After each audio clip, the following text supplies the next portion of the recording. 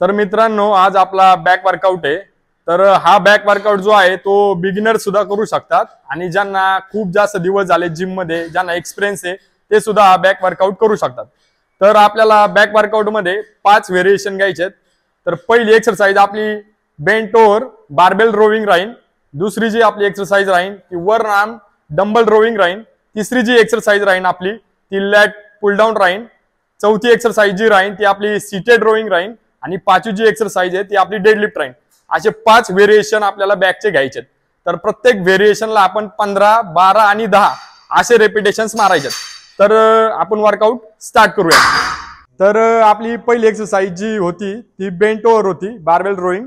तर आपण बेंट ओव्हरची जी पोझिशन आहे आणि आपल्याला जे रेपिटेशन्स मारायचे ते आता आपण बघूयात। तर सगळ्यात आधी आपण ज्यावेळेस बार मारणार आहे त्यावेळेस आपले जे पायाचं अंतर आहे ते आपल्या शोल्डरच्या लेवलला आणि आपले जे हात आहे ते बारबेलच्या बरोबर शोल्डरच्या लेवललाच पाहिजेत। ही पोझिशन घेऊन आपण स्ट्रेट भरायचंय, चेस्ट अप करायची, नीला थोडंसं बेंड, हिपला पुश, स्लो डाऊन आणि रेप्स मारायचे। 1 2 स्लो डाऊन, 3 4। आपली जी दुसरी एक्सरसाइज आहे ती वन आर्म डंबल रोविंग आहे। तर वन आर्म डंबल रोविंग मारताना जी पोझिशन हवी आहे आपल्याला ती पोझिशन आपण घ्यायची। तर सगळ्यात आधी आपण डंबल घ्यायचा 7.5 चा।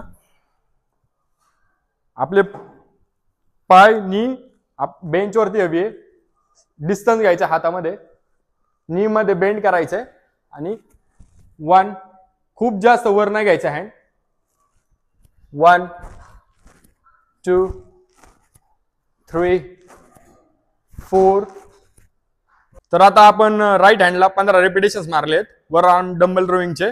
तर आपण सेम रेपिटेशन्स लेफ्ट हँडला सुद्धा मारायचे। तर सेम पोझिशन घ्यायची जी आपण राईट हँडला घेतली होती ती।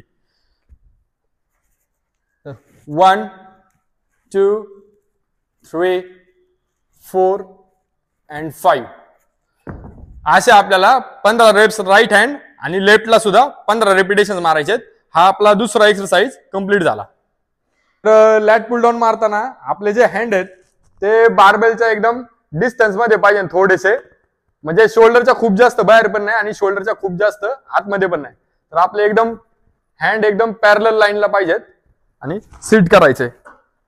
तर रेप्स मारताना अप्पर चेस्ट पर्यंतच बारबेल घ्यायचा आणि स्लो डाऊन करायचा।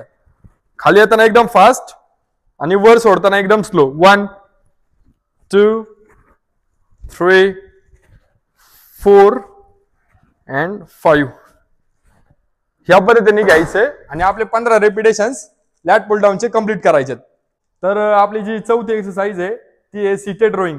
तर सीटेड रोइंग मारत असताना आपले पाय सपोर्टला ठेवायचे तिथे पुढे, चेस्ट अप आणि बॅकला अर्च करायचे।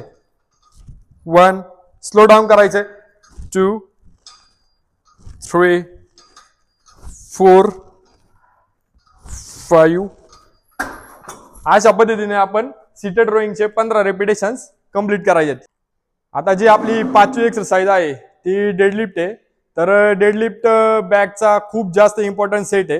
तर डेडलिफ्ट मारत असताना आपला फॉर्म चांगला असणं खूप गरजेचं आहे, आपल्याला इंजरी होत नाही। त्यामुळे डेडलिफ्ट मारत असताना आपले जे पाय आहे ते खूप जास्त आपल्या बॉडीपेक्षा बाहेर पण नको आहेत आणि खूप जास्त आतमध्ये पण नको आहे। एकदम डिस्टन्स व्यवस्थित घ्यायचा आहे आणि बारचा जो डिस्टन्स आहे तो व्यवस्थित घेऊन आपले हँड प्रॉपर पकडायचे बारला आणि अप, चेस्ट अप करायचे आणि स्लो डाऊन। ज्यावेळेस आपण स्लो डाऊन करणार त्यावेळेस नी बेंड करायचे नॉर्मल आणि हिपला पुश करायचे। तर स्लो डाऊन मारायचे एकदम व्यवस्थित। 1 2 3 4 and 5 अशा पद्धतीने आपण डेडलिफ्टचे 15 रेपिटेशन्स कंप्लीट करायचे आहेत। अशा पद्धतीने आपला बॅकचा पूर्ण एक्सरसाइज, पूर्ण वर्कआउट कंप्लीट झालेला आहे। ह्याच्यानंतर आपल्याला स्ट्रेचिंग करायची आहे बॅकची।